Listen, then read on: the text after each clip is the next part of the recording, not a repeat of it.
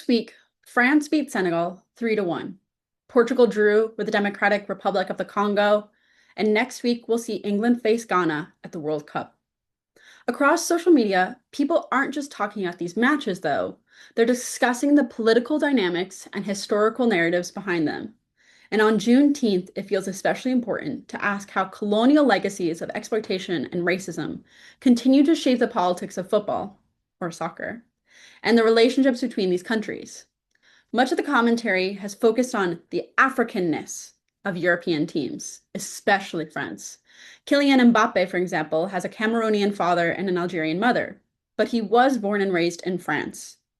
And at the same time, this relationship goes both ways. Of 99 World Cup players who were born in France, only 23 are on France's own squad.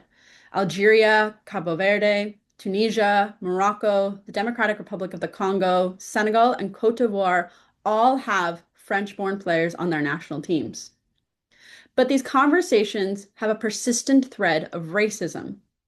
In 2010, the French Football Federation was accused of considering informal quotas to limit the number of Black and North African players on their team. Far-right figures like Marie Le Pen have questioned whether players are truly French. And time again, players are framed as African when they lose and French when they win. Even recent chants from Argentine players mocked the racial backgrounds of the French national team following their Copa America win. To understand this, though, we have to look at the history. French colonialism was built on this concept of assimilation, the idea that colonized people would become French if they adopted French language and culture. Today, that legacy is still visible. French remains the official language in Senegal, and its education system reflects French models.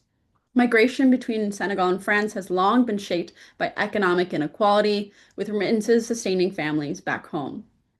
And even the financial system reflects this history. The CFA franc used in Senegal and other West African countries originated as a colonial currency and remains heavily tied to France.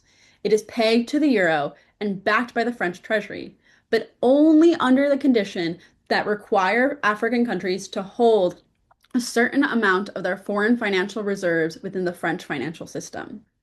These connections, historical, economic, and cultural, continue to shape who plays on the fields and the politics of these nations. It's never just about sports.